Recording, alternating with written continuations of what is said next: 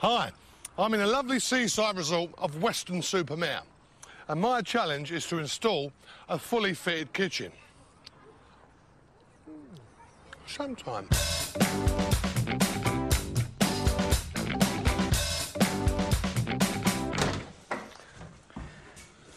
Oh, well, this is nice and tidy.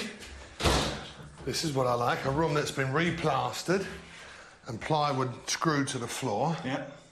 So this is obviously where the kitchen's going to be? Yeah, all prepped up, ready to go.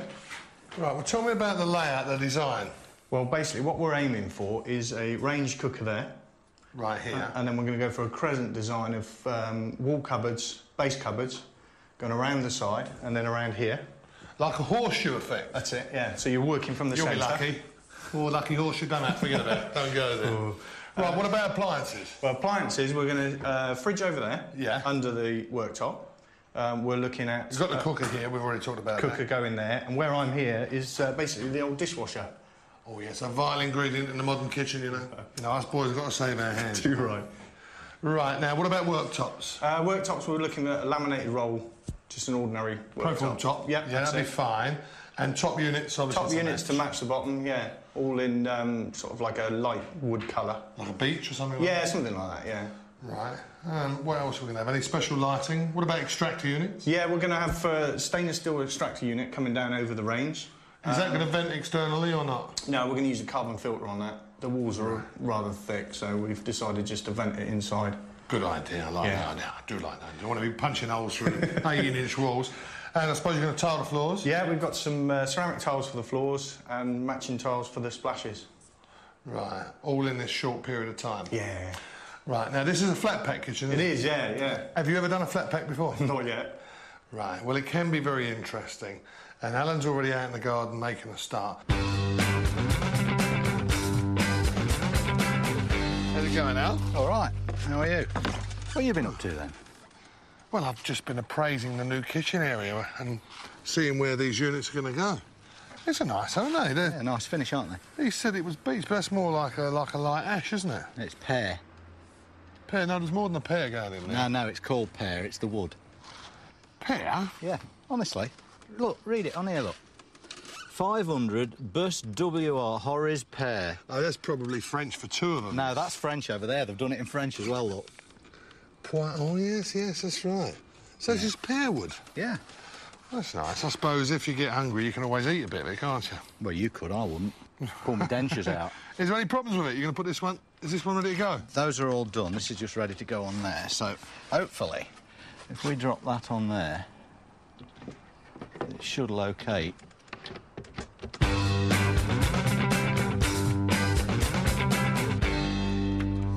Right, well, there's a pre-cut hole in each corner to take these legs.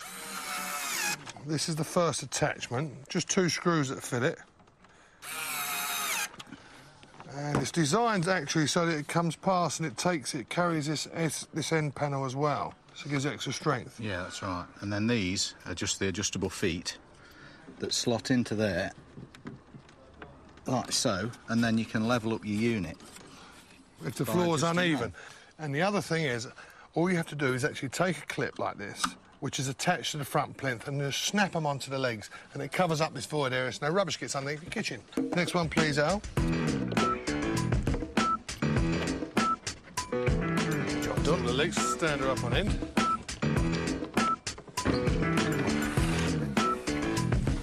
That's it. It says in the instructions, Tommy, that we've got to adjust all these feet to 140 mil. So if we pop them in and then measure off there to the bottom, 150 overall? No, 140. 140? Overall, yeah. OK. I'll do that then. All right. Find me tape.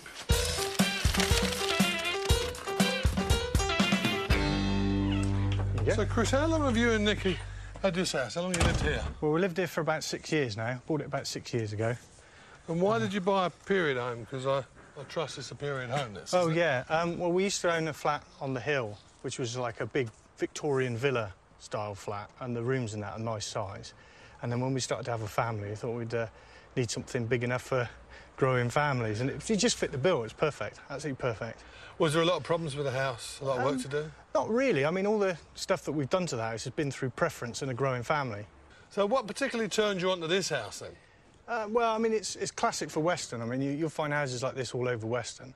Yeah. But it just happened to be, at the time, this house was the best one that we saw, you know, when we were looking around. And it's nice. It's quite a quiet street. It's local, you know, and it just fit the bill. And what's your long-term plans for it? How much further you got to go now with the work? Because you've built a big extension on the back, a loft conversion, everything. Well, we've done the loft conversion, just really tidying up the kitchen. You know, once we've finished the kitchen project, we'll put a garden room on the back, so the kids have got somewhere to grow up when they get teenagers and stuff. They got their own space, and then when you put this garden room, you're going to put it at the back of the garden? No. It'll be it'll be the old kitchen. Let me tell you, the music they play, you want to build it at the back of the garden, not on the back of the house.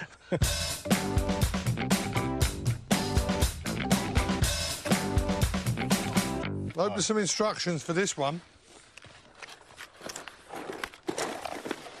I mean that. Oh, we've got the whole lot in this, have we? Important. Please read these instructions carefully before proceeding. Refer to the installation guide for further information. These units are quite large and may have to be assembled in the room where they are to be installed. Ah. There's some very important stuff you've got to remember when you're actually doing a flat pack kitchen. The very first thing you do is you take the instructions and you read them at least twice. Preferably 4 times, but at least twice. Right, let's stand this up. Ready? Right. Slot that middle shelf in on those pins. Yeah. That looks really nice, doesn't it? Once we get the others, it'll be a nice pair, won't it? Yeah, definitely. That's the first unit made in position. Come on, let's go on with the others. Now, this floor may look level, and it's fairly level, but there could be inaccuracies all over this floor. So rather than measure off the floor, the most important thing you do when fitting a kitchen or doing any major building work is to actually put in a datum line. Now, that sounds quite technical, but it's not. Very simple. All you need to do is take a particular dimension off the floor, above your units, let's say 1 metre. Put a mark on here, 1 metre, and then using a spirit level, if you're two-handed, if it's a long one like this, you actually make a level line. Down, Alan. Down, a bit more. Down, a bit more. Keep coming. Whoop. That's it.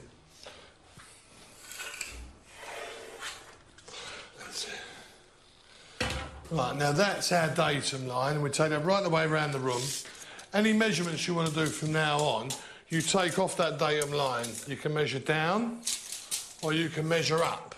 So that now is your level line for taking all your dimensions around the whole room.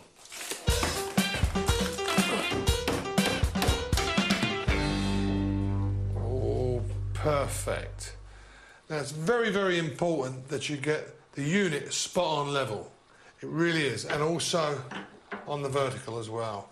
You get this front edge and this top edge level. It doesn't matter about the back will follow it.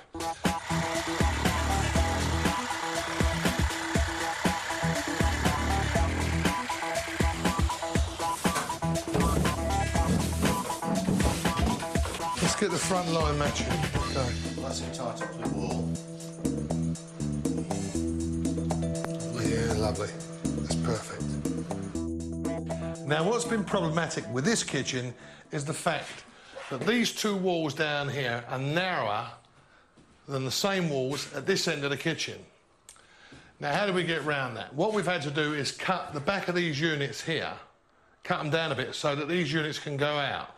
Now, it's crucial that when these units go in, that this front line is square to this corner here. It's very, very crucial. And also that you have, where the actual worktop sits, you have a parallel overhang all the way along that runs with the units. That's crucial. Now, what that brings us to is I've tried to actually do a diagram on here to show you the problem. There's the U-shaped kitchen, right? The crucial elements are here. That must be 570 mil, this distance at the end of the kitchen. The reason for that is that the standard worktop is 600 mil and you have to allow for a 30 mil overhang all the way around. So that's crucial. At the end of the kitchen, it must be 570 mil. Don't forget that. Now, on here, this demonstrates how much this wall's going out, OK, and both sides. But it didn't work out too much of a problem for us, really, because By pushing these units out, we can actually get the cooker in, whereas before it was going to be a really tight squeeze. So that's all the base units in, all the problems solved for the moment. Let's hope Lady Luck is kind for us in the next stage. Now, this little block is going to be really useful in the next stage of fitting this kitchen. Now, the actual walls presented a problem to us because they fanned out, but we've managed to get round that problem. We've got them all installed. Now Alan's actually fixing them down. Right, that's the last screw in the last corner braces. Just a bit of a tip for you. These cupboards have got a bit of a void at the back and they sometimes don't come with fixing points. These are just corner braces drilled into the wall and fixed to the carcass. Job done. So that's... Hello, young man. All right. There's a block for you. Oh, WT on it as well, worktop. Right, what we're doing with this here is the thickness of the worktop. We put a line on there, and then we put a line on here, and that gives us the height of the worktop, so that from there to where our wall cupboards are going to be, we can get an equal spacing of tile. Right, what I'm doing, I'm countersinking here, because normally when you fit units together you get these connecting bolts, but we haven't got any on this particular system. So there's a little tip here of how you actually connect the units together secretly without being seen. You drill a hole and you countersink that hole there, and you're going to screw. Make sure that the screw that you're going to use is not wider than the thickness of the two units. Now, these are 18mm each, so I'm using a 25mm screw. I've countersunk it, so that'll go to a depth of about 32mm. Screw them together and that gets it tight. Now, this is going to be concealed because this is going to be where the hinge goes. So the hinge plate sits on here and you won't know that these are connected together. Oh, use a couple of clamps as well to get it in line before you start. I think I'll have to go back into the loo. How's that? This is not light, is it? Tim, I'll have to be careful. I will put this down. Watch your back on the unit. Right, shall we turn? Right. Take the hand out the back. That's one. That was a bit Made a mess of my nails. Yes.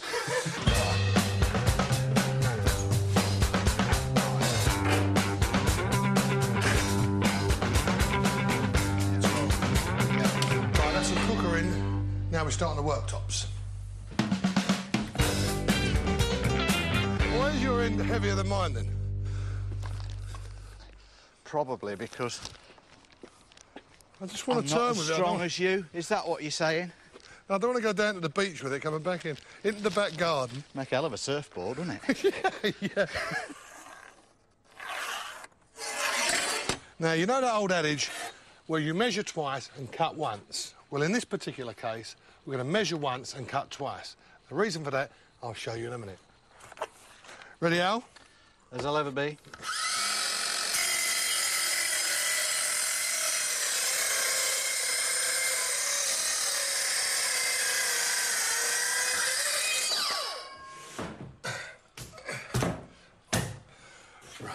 Now, the reason we're going to cut this twice and measure once is because this wall is out and we now have a gap here. It's tight there and a gap at the back. So to get the perfect fit, we're going to use my old favourite, the block, and the pencil, if I can find it, oh yeah, to scribe it. Now put that there, just a block, and then you just keep it tight to the wall with a pencil. Follow that along. Right to the end, and that gives you a perfect cut.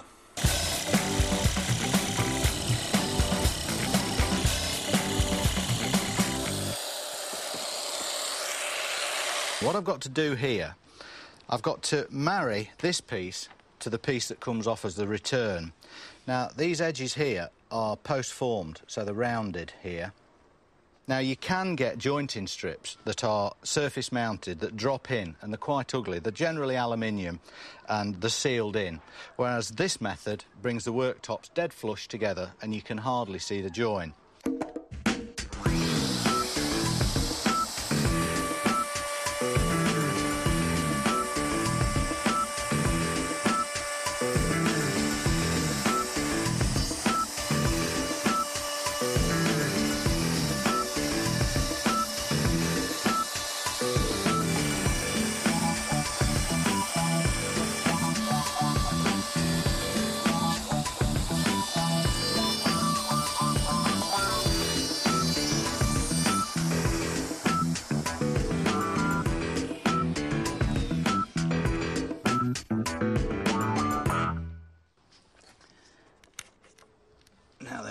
release the clamps off, you may see that the piece hasn't actually come off. There's a reason for that. I didn't want it to come away. I wanted to be able to just peel it back like that, rather than it fall off and tear away. Bear in mind that this is the underside.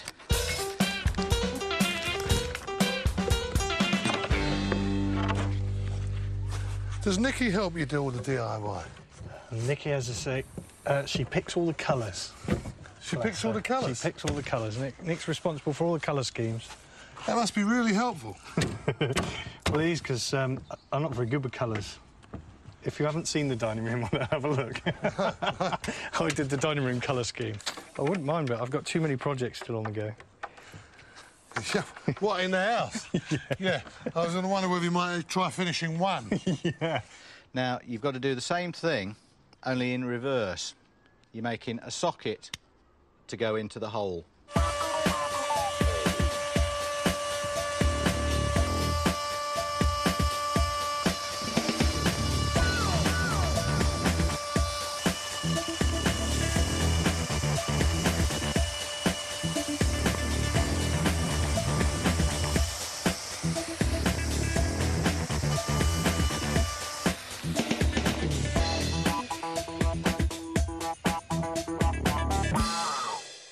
How long did you say you've been here?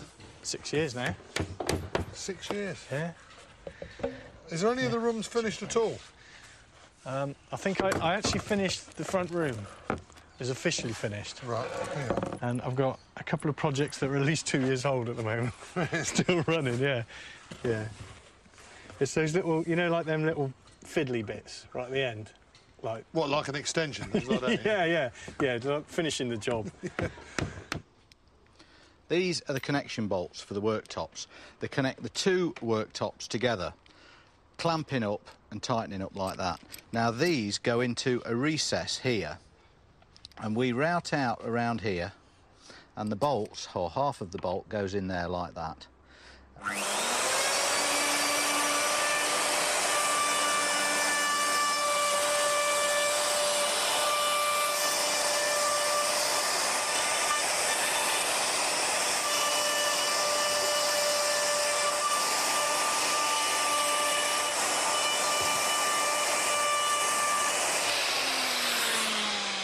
Oh, right. I'll put those, you can whack those with Excalibur. You're getting very good, you know. Yeah, I'm going to say it's assembly line now. That's it. Very good. Now, you need some more dowels in that one. Have you got dowels there? Thank you, I have. I'm all doweled up. There's some more there if you need them. And this is ready to go in here. Such speed we are now. I say so, Tommy, yes.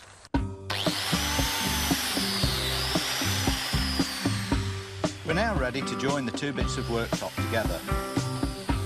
I'm using a biscuiter to cut a slot in the worktops. Then we apply glue and pop in the biscuits, which help hold the two worktops together and keep them level.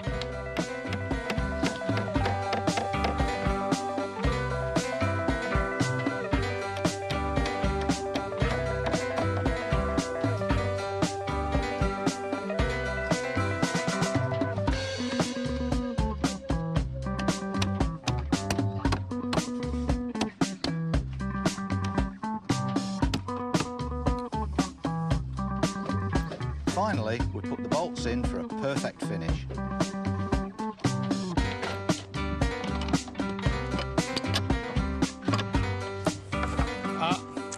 No. Look, lucky I checked. See that one? See the gap? See? Bad boy. Not tightened enough. If you don't tighten them enough, they'll be gappy. Gentle office hands of mine.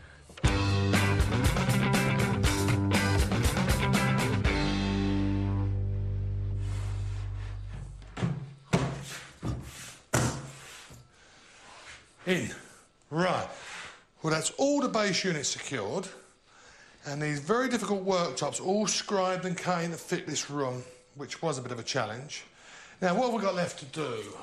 We've got the top units to fit, we've got the cornices to fit, the pelmets, all the doors, the drawer stack, the cooker, the appliances.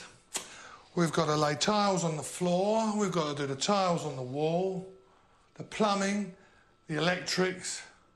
Is that all?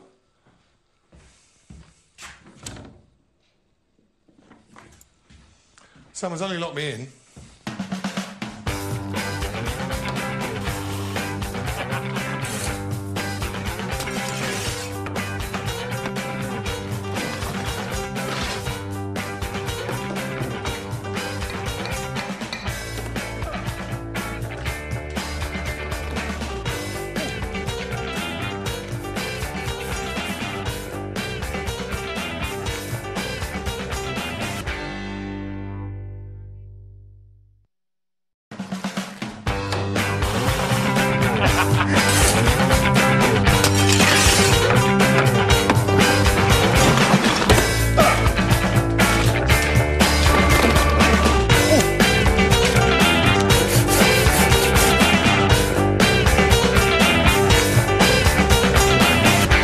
This challenge is to fit a complete kitchen. Now we've nearly finished all the carcasses, but there's still a lot left to do. After fitting all the base units and the worktops, the next job is hang the wall units.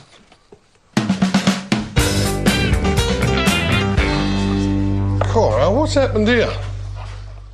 Oh, I've had to take the worktop out, mate, because I'm just messing around with the plumbing.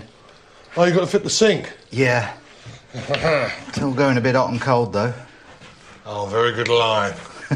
There we are. Here it goes, up there. Wasn't difficult, was it?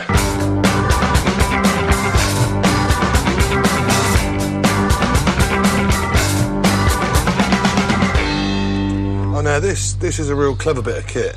These have been around for about 5 years, and this is just a little bit of adjustment. Now, this allows you to adjust a wall unit up, down, or in or out. And looking at the state of our walls, these are absolutely perfect.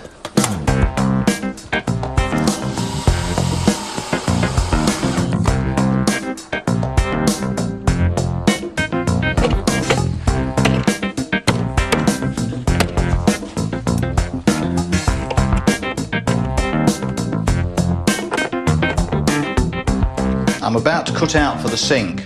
Now what I've done here, this is the cupboard below. I've measured the central width of it, and that's the point there. Now I've brought that line up and over and squared it across the centre of the worktop. Now we're very lucky, we've got a template here with the bowl, sink bowl, and you don't always get these. They've got a front mark and a back mark for central, so you line them up like that, you mark all the way around, like so, and then you bring your drill in and you want a hole at the front and a hole at the back for your jigsaw to go into.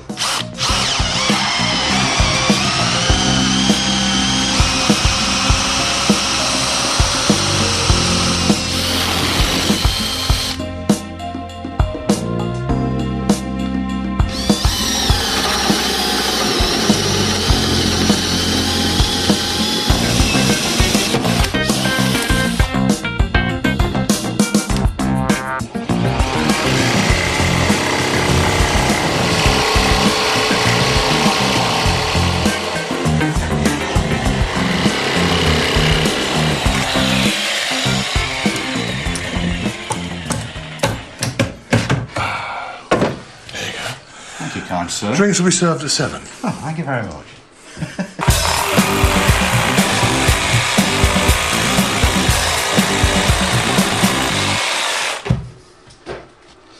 There we go, perfect fit. Let's get Chris in, because we could do with overcrowding this small space, couldn't we? Chris, and he could start, I don't know, painting the ceilings and the walls. We could get him to do the all the furniture on the doors. Yeah, that's a good idea. We show him... Get one, show him how to do one. Yeah. And then... get him to do the rest, though. Then we can sit down and have a chill out on the beachfront, can't we? Yeah. John's would be a fine thing.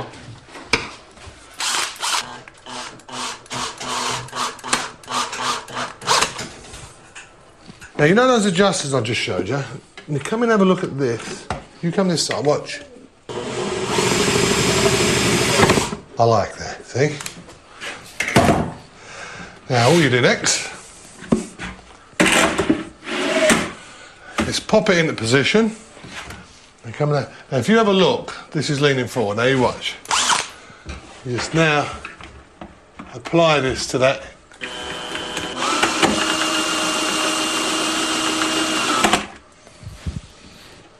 They line up perfectly.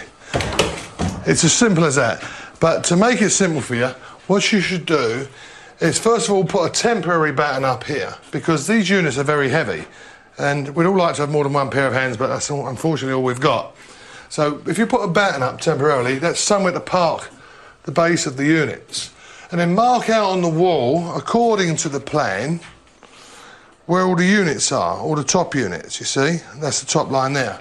So we've got a 500 wall unit, 300 wall unit, and then an end wall unit. So once you've got them all marked out, put these brackets, fit these to the wall so they correspond with the units inside. And you just hook them on, tighten them up, and Bob's your uncle. Bolted the sink down and it squeezed this non-setting mastic out. And I'm just using my penknife just to trim it off. Quick run round.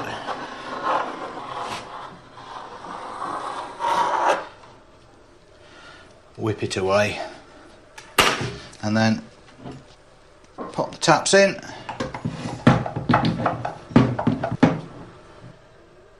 That is going to look smart.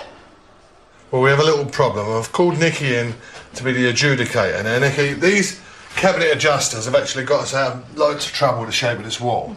But it can't really help us in this last piece because there is no adjustment for this display cabinet. Now, if I show you what I mean, when I put this on here, okay, flush against the wall and against this cabinet, it's about 12, 15 mil too wide. Now, there's two ways I can deal with this problem. Well, there's three ways. I can go down the pub, that'd be the most opportune way. I could either cut this back with a hammer and chisel and sink it into the wall, but then you'll lose the detail of this. Or we could actually dismantle it and cut it all down on the saw and rebuild it all together to the size. Or, if acceptable, there is a very cunning plan here, is to take that down, do a bit of abracadabra magic, put it back up like that. You see, and hey presto, it fits. No, I like that. It fits, but what happens now, you see, of course, this is set back from the edge. So it's slightly rebated. So what we would have to do when we run the cornice, we'd have to step it back and run it round, and the pelmet the same. But the fact that there's going to be a door on here anyway, this might look a nice attractive detail step back. Yeah. It's your decision. Well, I'd go with that actually. I think that looks much nicer than the others. I think of a Do detail. you know what? I could hug you because that is the right decision. Thank you very much. Right. Right there. I've got to make sure that I check which way these doors open, or else I'll have them hanging upside down the wrong way around. So that was the 300, which is there. So the handles there, hinges there. So the handles this side, hinges that side. Right, don't forget.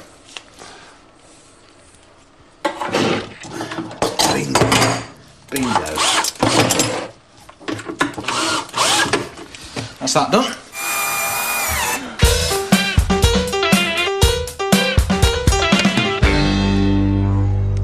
Now, you've done all the plumbing, made a good job of that. Yeah. Does it leak? No, doesn't leak. Good. Right, 9 So out of 10 far. for that. So what have we got left to do? Cornice, Yeah, the cornice and the pelmet, yeah. plinths after you've done your tiling. Yeah, we'll do the floor tiling before we do the plinths.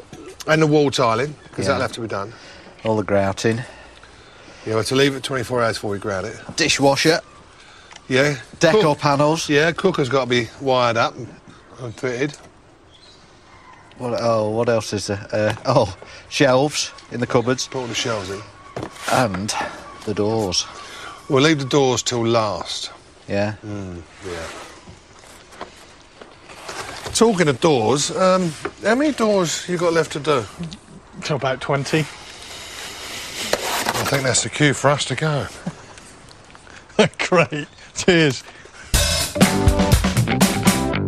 Over the sink, we're having some open shelves. Now, I'm reducing the height of those shelves just so that Nikki and Chris, being quite tall, can see easily into the bowl. I'll just get this one assembled, and then I've just got to make the back panel and screw it on. Right, that's that done.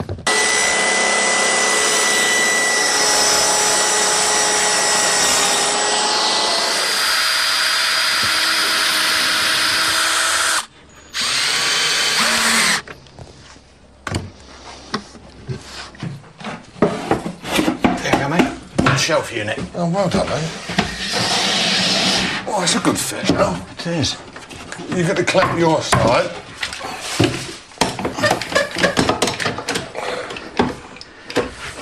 Wonderful. He don't say much, but he's really proud of me. Last screw there.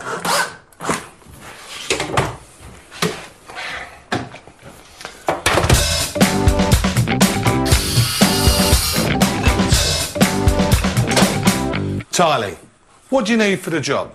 A basic toolkit. Firstly, you need a tiling trowel, which is serrated all around the edge. Then these tile nibblers.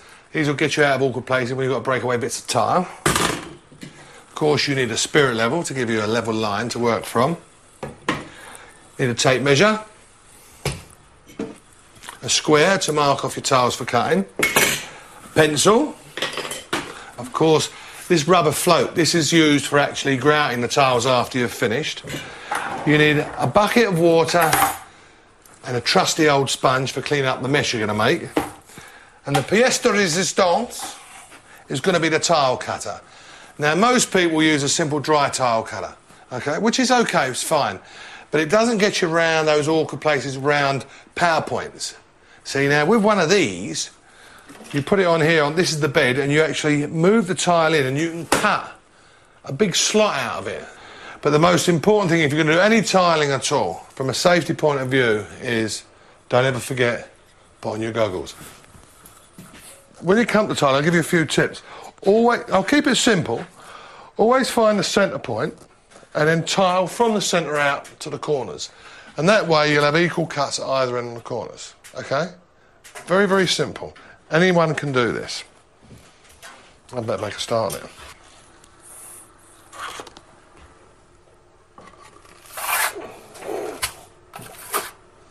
Now, once you've applied it on the wall, then all you have to do is, using the serrated side, you actually just go on there like that. Which is fairly simple. Put that down. Then the tiles. Now, that's my centre line, which runs through there, and that's the top line of the tile. So I've got to be central and in line with that. Just up a bit. There we go. It's not too scientific. Just run that. Remember this tricky little corner unit that we had to turn round? Well, this is what I'm paying for now. I've got to put a little insert in there that's going to return, only about that wide, and then I've got to come back this way, across there and back there. But it's good fun.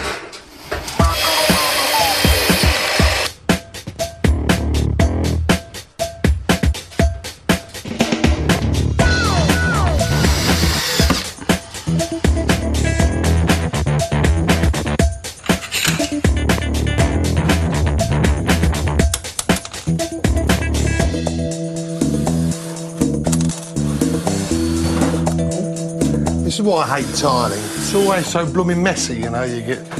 No matter how much you try and keep nice and clean and tidy, it gets everywhere, up your nose, down your fingernails. Still, we must suffer for our art.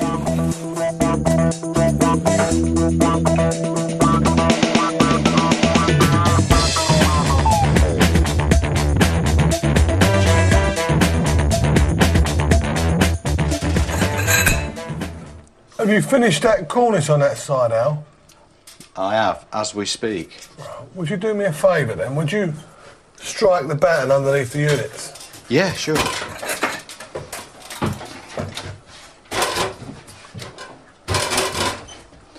This side first? Yeah, that side first, where I'm going. Right, now the real tricky thing about tiling is cutting the tiles around plug sockets. Now first of all, remember, turn off the power, okay? Then undo the socket, take it off the wall, preferably undo it and take it right out the way. But we're a bit pushed for time, so we're going to leave it connected, but I'll show you. If you come in here, I'll show you how you do it. You place it in the space and you align it with the cutout for the socket, that's there. And then again, move it round, allowing for a joint. You bring it into play. And we put a square on here, straight as to mark it.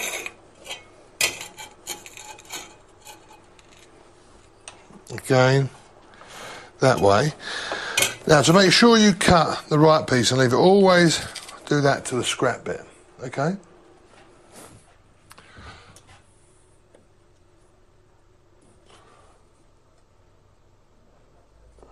Oh, spot on.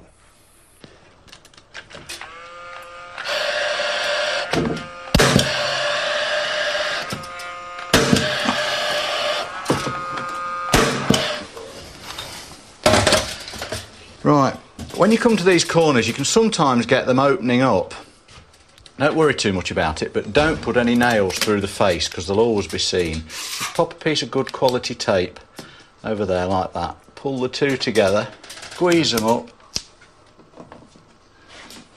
roll it over, and then let the glue set, and that'll be a nice joint. There you go, Bob's me dad.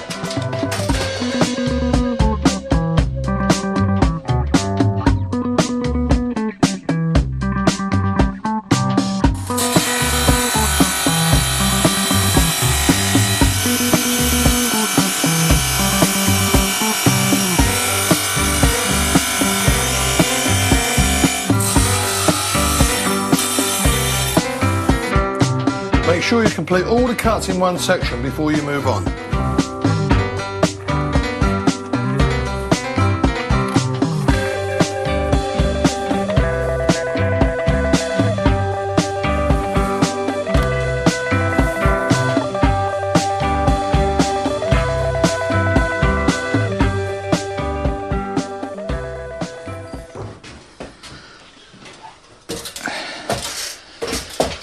Right, this is the final piece.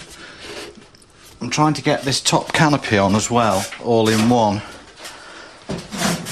So, fingers crossed, it'll go in.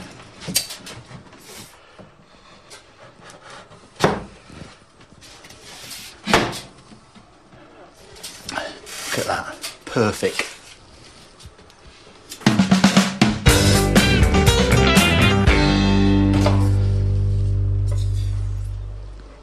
Squeeze them up tight.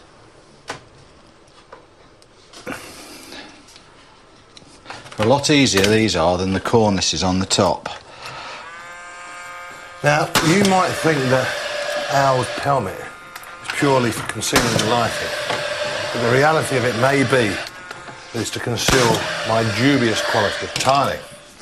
But as it happens, these tiles suit my style because they've got a sort of a rustic effect, which is just as well, because some of my tiling is a bit rustic.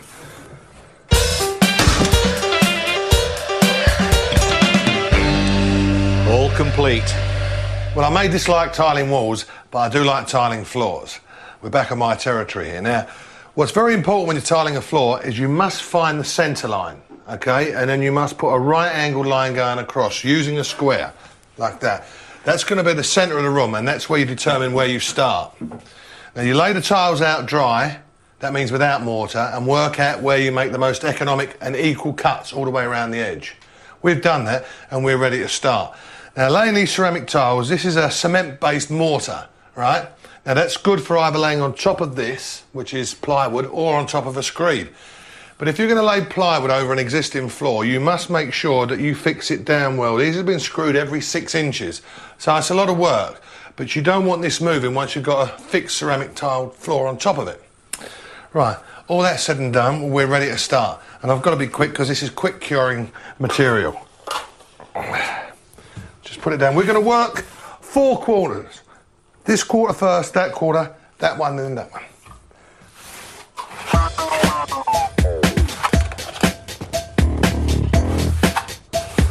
Now, you need about 5 to 10 mil thickness as a bedding.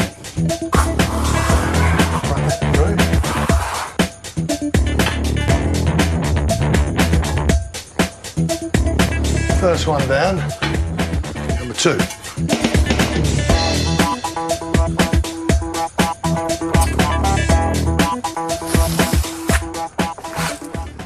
You're going to lay a tiled floor, and there's no point, to my mind, in wasting money and laying tiles underneath the unit.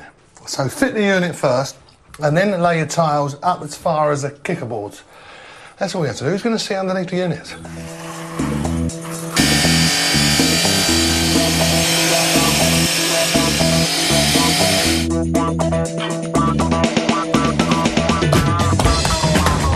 Al, you got them cuts ready? Yeah. Which ones do you want? 4 and 5.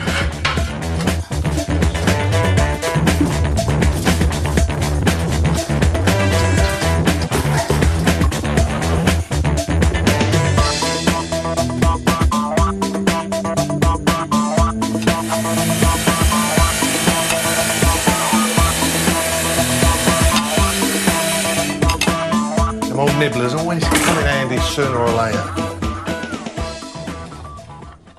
Full tile? Yes, please. Oh, let me just make sure this one sits nicer.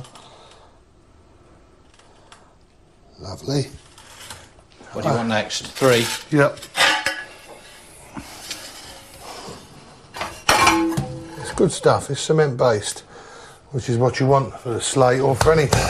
One good bit of advice I'm going to give you before you lay your floor, don't start it late in the evening. Get up early and have a fresh start. It looks like me and Al are going to have a very long and very late night on the tiles. Give us the next one, Al.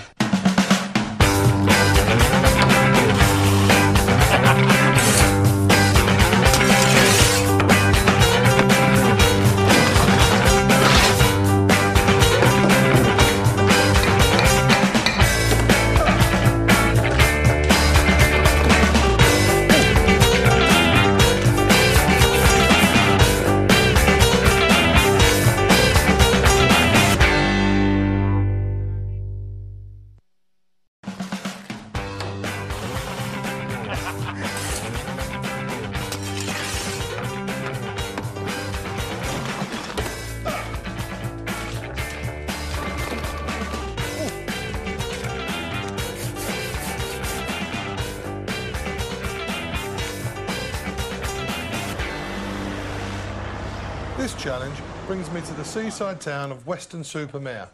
Al and I are working in this Victorian house, fitting a flat-pack kitchen.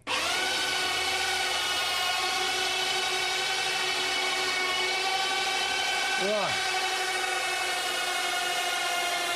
Liz! Liz! Thank you.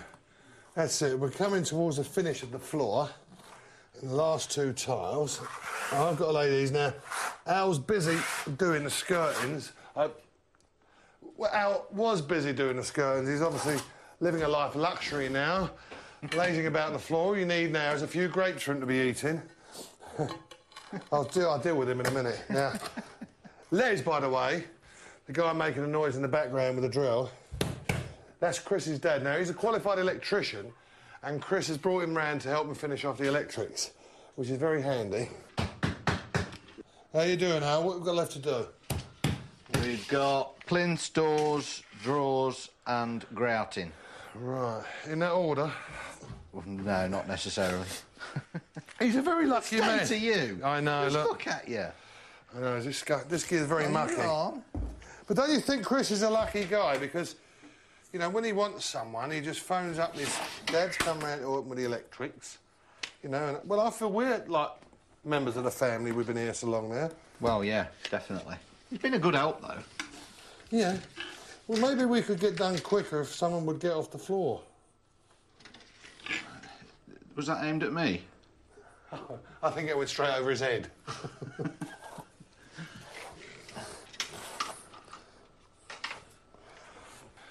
The very last tile.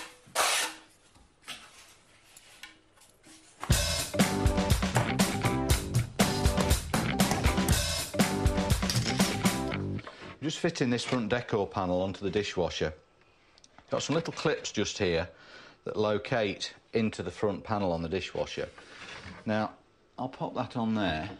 You line that up with the top there. You've got to clamp the door flush and in position, drop it down like that,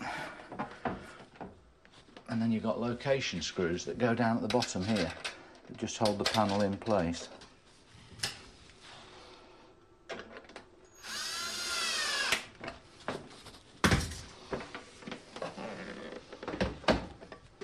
Job done. If you're really struggling with these things, get somebody else to do it. This is a nice staircase. Yeah. What we call an open string staircase, this is. Lovely. And a nice big airy staircase, you know, loads of light. Well, this wall, I'll tell you something, that was all Artex. Oh. I had to strip it all back. Oh, no. That's a nightmare job, stripping Artex off. Wow, this is a bit exotic, Chris, isn't it? Yeah, another unfinished project. But, Yeah, I didn't say. I thought I'd beat you to it, yeah. That's a bit of a bath, though. Yeah, it's nice. I can see your walls are well out again, though. Yeah, well, it seems to be common running theme in the house, but... No, I've experienced that. Yeah. Let's go and have a look upstairs and in loft, then. Wow, this looks a bit good. I think it's a great use of space, don't you? Yeah, converting a loft. Yeah, well, he was a big boy before we started. Wow, this is great. The only thing I have to be very careful of, you see, is I could be scalped. That's the one. But it's nice, you've managed to get lots of light in it. Yeah. Yeah, And no dormers, just Veluxes. Yeah, well, this is effectively... We've created this. This wasn't here. The roof, it was just a traditional roof line that kicked off down to the bottom there. So I like the way you've actually made it split level, and that gives you full head height to get a shower in over there. Yeah.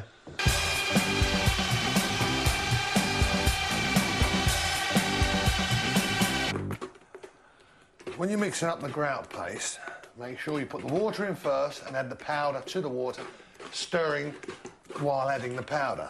And what you want to end up with is like a nice sloppy mix like it, with the consistency of double cream, really. Oh, and one other tip. Don't wear white trousers when you're grouting. Not if you've got half a brain, anyway.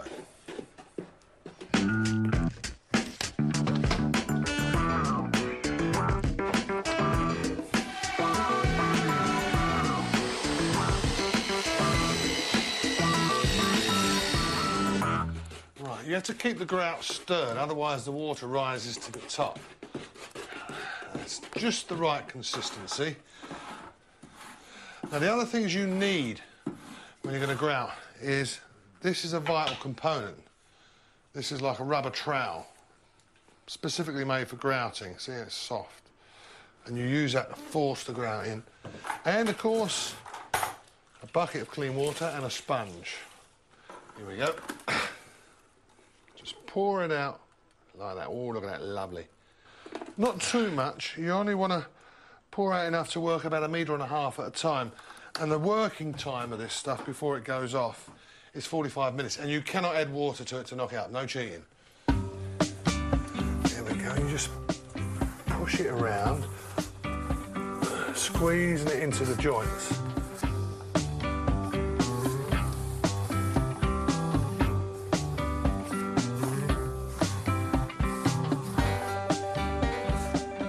What happens quite a lot, people lay tiles, floor and wall tiles, and then they don't grout them for months and months. Now, the problems that gives you is the fact that all the joints fill up with debris, and it could take you months and months to get it all clean before you put the grout in. You work this out for me, mate. That's number 9. And then we got that. We're doing that door, that door, that door, and that door. But you've got to work out where the handle is. While me and Al are beavering away down here in the kitchen, I've exiled Chris upstairs to work on the doors. And he's roped in his brother Tony as well. The handle goes there. And there, on the pre-points, yeah? Yeah. That's it. Happy days. Happy days, yeah.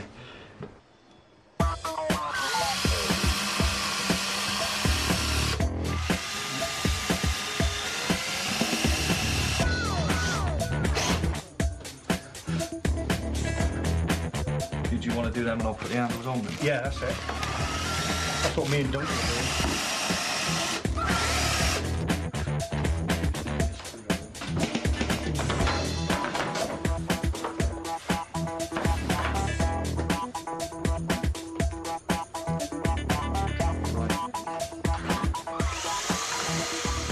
While Tommy's doing the grouting in the kitchen, I thought I'd retire to the dining room and get these drawers assembled.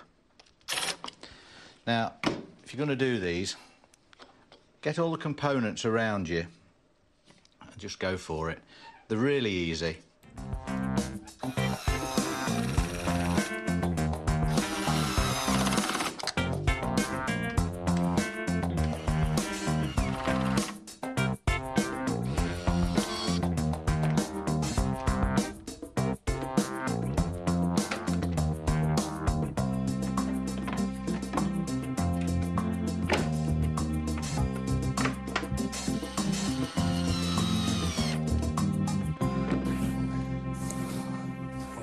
Once you've spread it all over and you've forced it into the joints, just using the edge of this tool, scrape all the excess off as best you can, and then the old trusty sponge and bucket of water.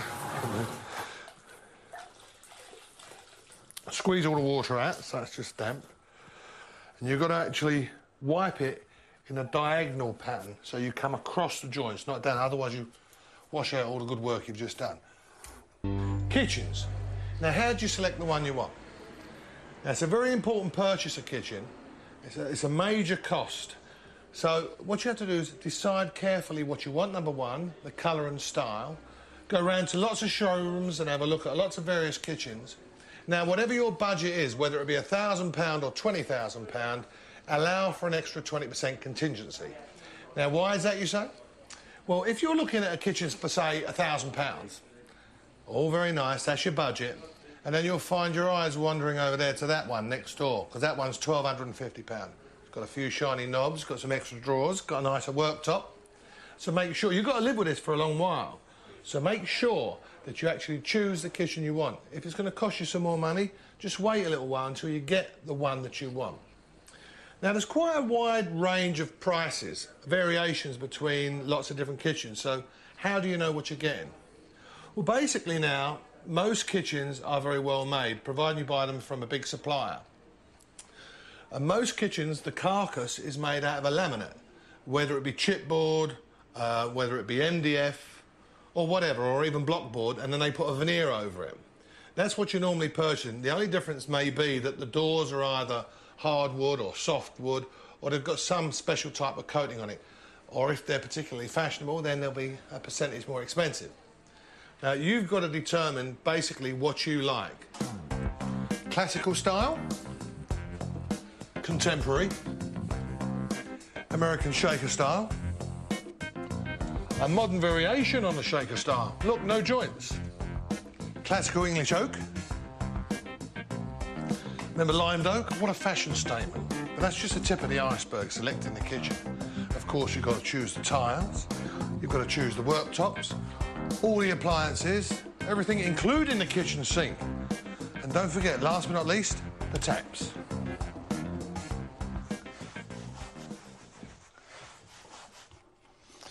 Right, the consistency of the wall grout needs to be a bit thicker and a bit stickier than the floor grout.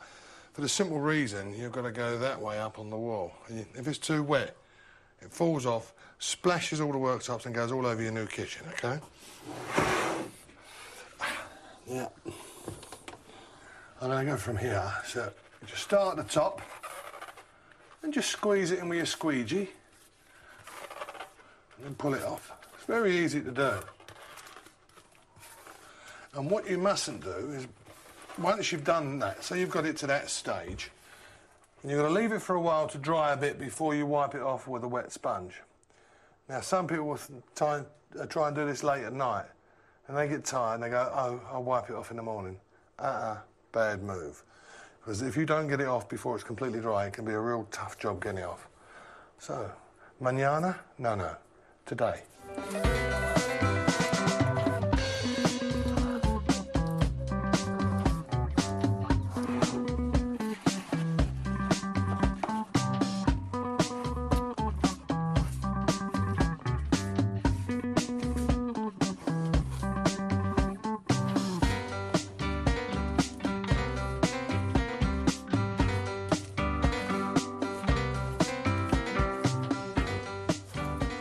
Chris. Hello, mate. Can I ask you, why did you start all the jobs in the house at once without finishing one?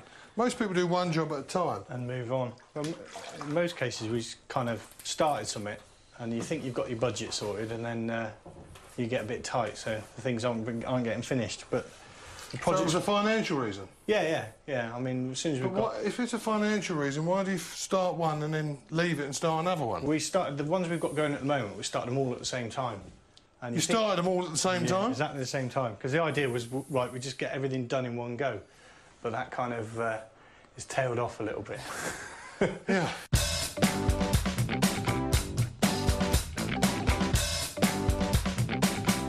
Obviously, he has been ribbing me about some of the stuff that we haven't finished in the house.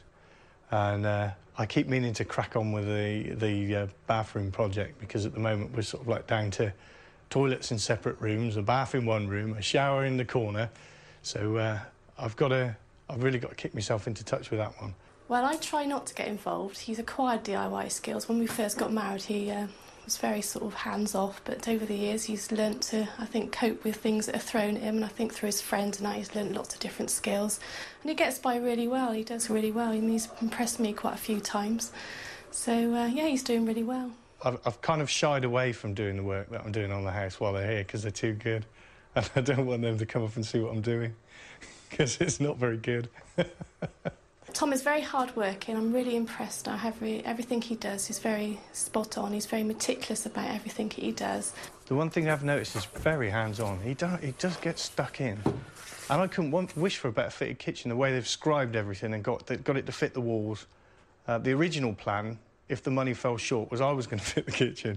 And I'm so glad that he's come along and done it, because somehow I kind of feel we'd have not quite the same kitchen that we're going to end up with if I'd have done it. So we're really pleased, we're really chuffed. The two of them together, especially Uncle Alan, I mean, they work together great.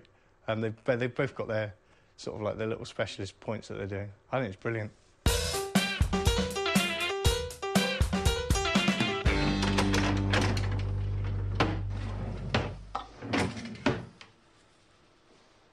These are the laminate edgings that I've glued on and taped and left overnight to fully set. Just got to file off this edge now down level with the worktop, but you've got to be careful not to mark the worktop itself.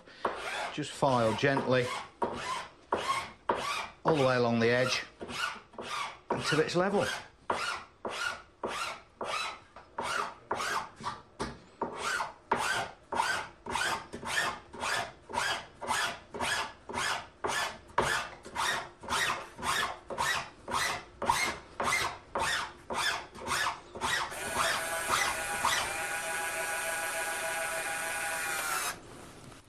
Right, well, we're entering the home straight. This is the final hurdle. It's the first door to go on. And the kitchen should be complete very soon.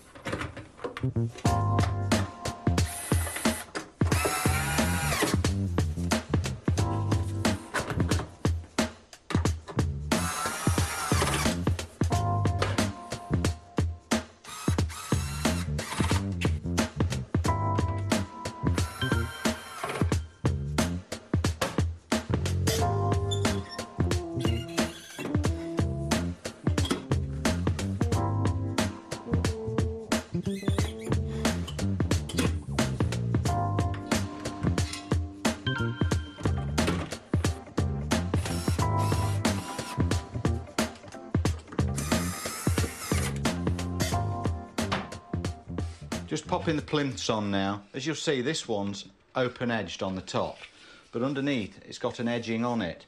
Now, if you put this edging down to the floor, if you have any spillages on the floor, it'll stop the chipboard from soaking up the moisture and swelling.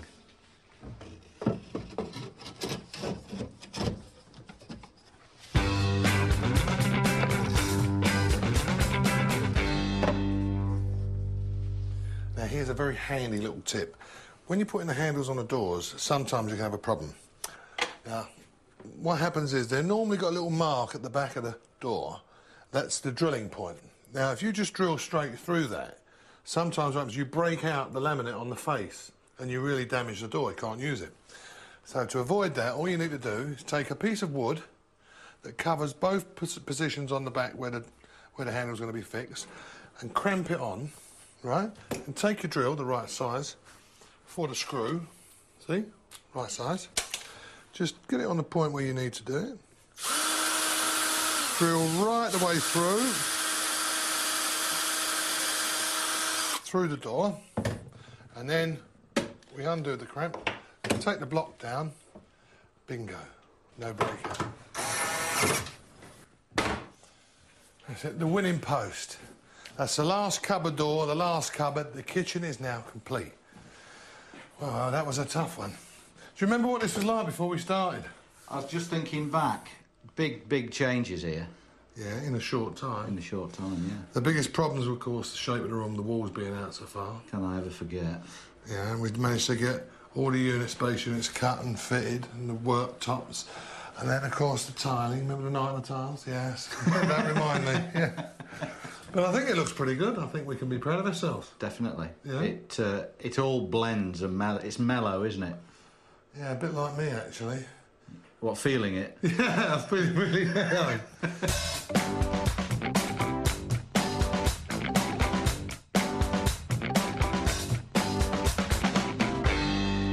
Right now, Chris and Nikki, the moment of truth. Your evaluation of our work. Well, I think it's absolutely fantastic. I can't believe this room's been transformed the way it has. It's really, really lovely. Oh, 10 out of 10. 10 I think out of they're 10, really... 11 out of 10. No, it's a pucker job, boys. It's absolutely lovely. I didn't really mind how it's going to look, but it looks more than that. It's lovely. It's really, really nice. I'd have to endorse that, mate. Yeah. I can't believe it. Worked really hard. I think she's pleased with that, Tommy. Well, I think so is he. You know, I think that's a 10 out of 10 vote of confidence there. Absolutely. I think we worked fairly hard on it. I can't believe the hours you put in to put this in such a short time. I feel like I've worked hard. Well done, boy. He worked really hard, he did, don't you think? Yeah. You both did. I can't sort of go on about how much long days you put in for this. It's incredible. Right, well, what we want you to do is actually write in and say that in case we might be able to get a rise. You never know. We live in hope. Until the next time. See ya.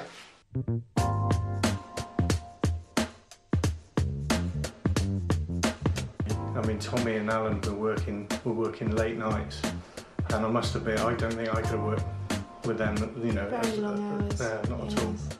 They both work very hard, haven't they? Yeah, but they're very, very particular, very precise about the way they've done things, whereas I'm not as precise when I do my DIY. Well, while they've been here, I've picked up a few new skills. Particularly the one I think is going to be most useful at the moment is going to be the tiling, because I've still got some tiling left to do even now. So piecing it together, I would have to say definitely the tiling. The woodwork-wise, the idea of running a plumb line around a room was completely new to me, and I think I should probably use that, I'm sure, in a future project somewhere around the house, maybe before I finish something else. I found having this done, it's just been so wonderful to be using it and having it all up and running. So now it's just the next 4 rooms need to be going on with, and the rest of the building site really. But this is one stress out of the way, which is really nice.